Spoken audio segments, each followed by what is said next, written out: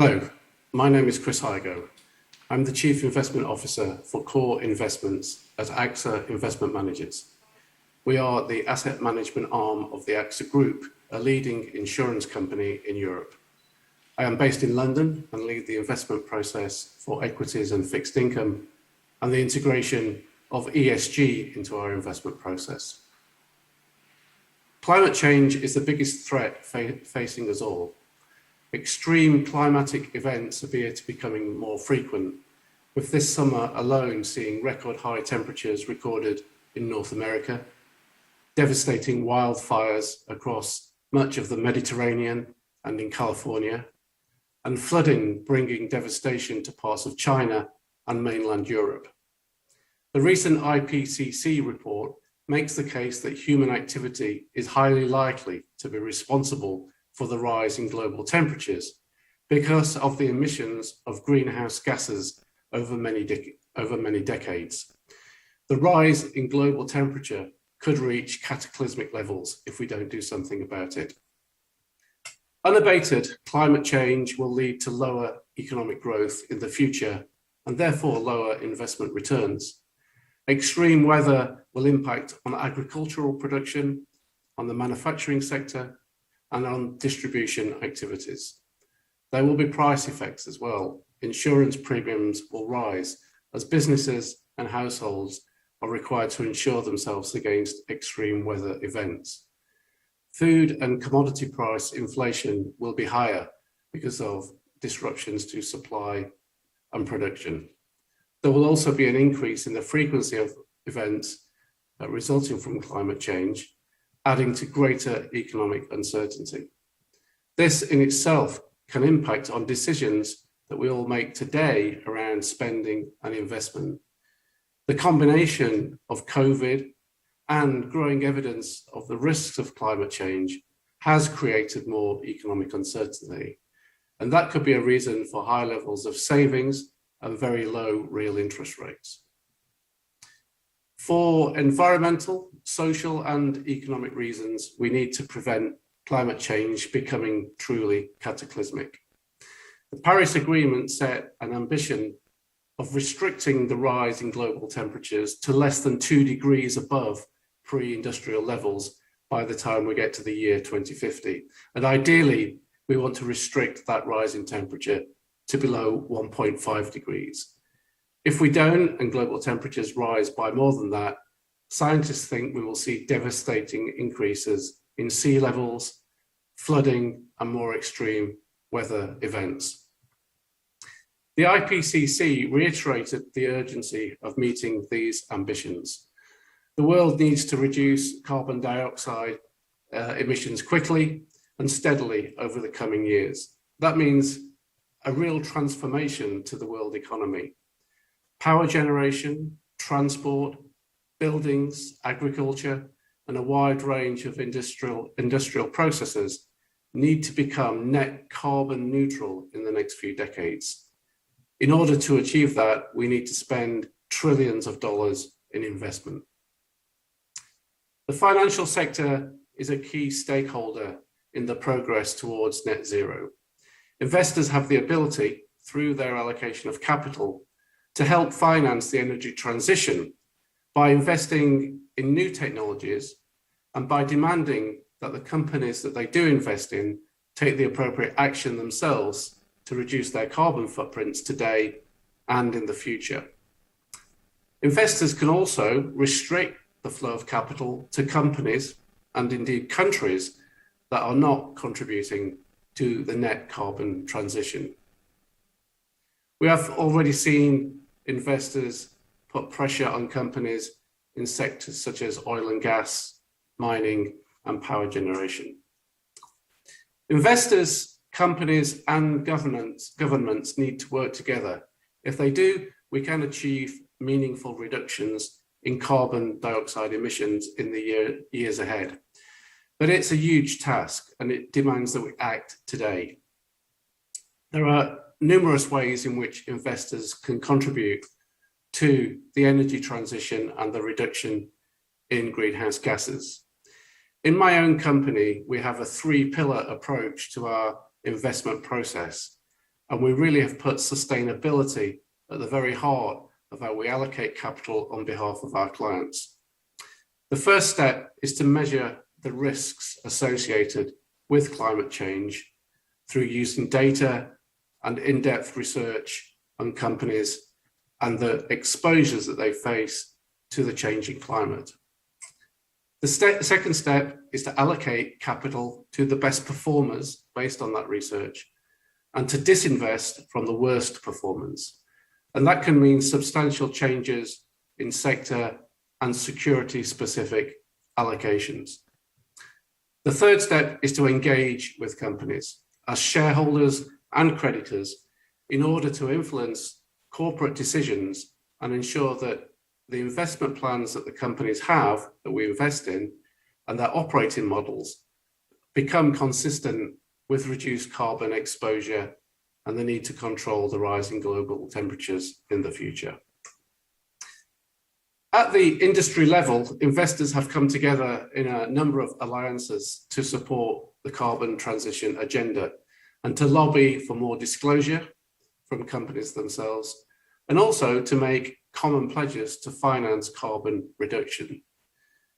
My company is owned by the AXA Group, which is a founding member of the Asset Owners Net Zero Alliance. The asset management company has come together with peers to form the Asset Managers Net Zero Alliance. And these are just two examples of how investors can come together and have a very loud voice in the discussions with governments, with regulators, and with other organizations about climate change. On a practical level, investors are increasingly developing techniques to allocate capital based on measuring the carbon exposure in their portfolios and by identifying risks associated with climate change and financing the technologies that will enable the transition to a clean economy in the future. Identifying risks around environmental, social, and governance factors, ESG, is a well-established part of the asset management industry today. Investors have more and more data to help them identify and manage these risks. As far as climate specifically is concerned, there is much more disclosure from companies themselves regarding their own direct carbon emissions and those that are generated by their supply chains and distribution networks. Increasingly, through the efforts of organizations like the Task Force on Carbon Finance Disclosure, companies are being encouraged to disclose as much information as possible about how their own activities and those of their suppliers and customers generate carbon dioxide emissions. And that's very helpful for investors to identify the key risks and the best performance. A core approach for investors with a focus on protecting the value in their investment portfolios is first of all to identify those climate risks. These can be physical risks themselves, those associated with the actual physical impact on a business from climate change. Examples would be whether or not a factory is located on a floodplain, or whether the supply of raw materials in an industrial process was subject to supply disruptions coming from weather-related events. Workforces can be physically impacted if homes are destroyed and infrastructure is affected by things like hurricanes. But there are physical risks that we need to understand and measure to a certain extent in order to appropriately value the assets in our portfolio. But there are more risks than just the pure physical risks. We also talk about transition risks. And these are the risks that companies face and the risk to a company's value coming from the need to participate in the transition to a lower carbon economy. They can include things like the risk of higher taxes on carbon emissions. So if a company has a high level of emissions, it's an immediate financial risk if carbon taxes are introduced or increased where they currently exist. There's the risk of more regulation around carbon emissions activity. But they can also include things like the need to change the business, the operating model, and that has a financial cost. So companies need to be able to demonstrate to investors and their other finances that they are on the right road to reducing their own carbon footprint. An important risk is market risk or customer risk. This is very important in assessing the value of a company because consumer preferences will change. For example, more and more people are buying electric cars and not internal combustion engine driven cars, which will have an impact on those auto companies that are more or less advanced in the switch over from petrol driven to electric cars. As much work today goes into an assessment of these risks, I would say they were kind of non-financial risks, as goes into an understanding of the profit and loss account and the strength of the balance sheet. ESG sustainability issues are as important as understanding the financial ratios for any companies that investors invest in today. So investors need to measure these risks and take action in their portfolios to reduce exposure to the most risky assets. We can also take a forward-looking approach to reduce carbon exposure in investment portfolios and work towards ensuring that our portfolios today are aligned with the ambition of achieving net zero by the middle of this century. That means investing in companies that are already leaders in terms of reduced carbon emissions. And you can find the leaders in all sectors. For example, in the technology and distribution sector, companies like Amazon have taken great strides in reducing their carbon footprint through a more efficient distribution and warehousing system. We also look to invest in leaders in the transition to a net zero future. These are the companies that have strong and credible plans to reduce their own carbon emissions over time. Disclosure of these plans and engagement between company managers and their investors is critical. Initiatives like the Science Based Targets Initiative are important in providing credibility to individual corporate plans in lowering their carbon trajectory over a given time period and ensuring that that is consistent with the global ambition of restricting the rise in temperatures. Other things that investors can do is to disinvest from those assets that do not have credible carbon reduction plans. And we've seen capital be taken out of oil and gas companies, mining companies, and so on, because they don't fit with the net zero agenda. Finally, there are a number of green assets that can be invested in. Green bonds, green infrastructure, green buildings, and carbon offset schemes such as forestry. The use of ESG scoring and research and analysis at the company level allows investors to reduce their carbon exposure and invest in the best companies through asset allocation and stock selection. The industry has seen a broad range of carbon neutral or Paris-aligned benchmark indices be developed in recent years. As such, there are opportunities to manage actively or passively in a way that is contributing to the reduction in carbon emissions through allocating capital to the best companies. But it's not all just about de-risking and excluding assets. Investors need growth. We all need to make financial returns. A new technology that is directly and indirectly related to the energy transition provides some very exciting opportunities. And that technology is evolving quickly. Solar and wind energy have been around for some time now, but they still need to expand rapidly in the years ahead as we move from a reliance on fossil fuels to renewable energy sources. Electrification of our economies is a broad area of interest for investors. So are alternative fuels, such as hydrogen, and the related technologies around that are also very exciting. And everything needs to be smarter. If we're going to improve energy efficiency, as well as the shift away from fossil fuels, digitalization will play an important role in achieving greater levels of energy efficiency. And these all provide very interesting investment opportunities. Financial companies are focused on the energy transition. Banks are dedicating balance sheet to financing green projects. Insurance companies are decarbonising their portfolios and exiting from the most risky and environmentally damaging companies. And this is not just about carbon dioxide, but it's also about the effects on the broader economy. The impact on our biodiversity, for example, has become a major theme amongst investors here in Europe. Asset managers are developing investment products that end investors want, such as low carbon fixed income and equity strategies, impact funds that invest in green assets and have a measurable way of providing investors real information on the value that they're bringing.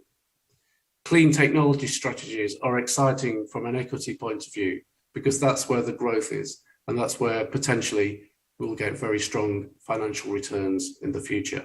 So there are lots of companies at the forefront of technological change, some of which aren't investable yet, but investors have a responsibility and requirement to continue to follow those technologies, because at some point they will see scalable growth and provide important investment opportunities.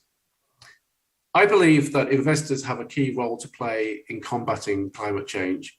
Investors alone can't do everything. We need government action, and there needs to be more government action than there has been so far. So expect to see things like increased carbon taxes and more aggressive targets from governments about national carbon reduction policies. But investors do have that role to play, and to summarize, I think this can be achieved by, first of all, assessing the climate risks and the opportunities in the investment universe, and that's in both fixed income, real estate, and equity markets. Secondly, to measure and do in-depth research into how companies score from an ESG point of view, particularly focusing on the climate issue, and then allocating capital to the companies with the best profiles. Thirdly, engaging with companies in sectors where it is more difficult to move quickly to a net zero position. Energy companies who may be moving away from oil to renewable sources of energy. Food production, which has an impact on not only emissions, but also biodiversity. Industrial processes like steel production, which really need technological breakthroughs to make a net zero way of producing steel, for example, achievable in the coming years. Using that engagement as shareholders and creditors, we can influence corporate decisions through our voting and through ultimately allocating capital. Investing in new technology and financing the development of products and processes that will enable electrification and the emergence of new sustainable fuels is something that will drive many equity strategies in the years ahead. And finally, providing investment products to our clients, to our end users, so that they can channel their own savings into investments that are aligned with the challenge of dealing with climate change. The idea is to provide finance on attractive terms to those companies that are contributing positively to the fight against climate change, at the expense of those companies that are contributing to worse outcomes for the environment and society. We're saving today for the future, but it's important that we also think about saving the planet and ensuring that climate change does not become cataclysmic. In the end, if we do things right, this will deliver stronger and more sustainable economic growth. And for investors, I'm sure it will also deliver better financial returns. Thank you.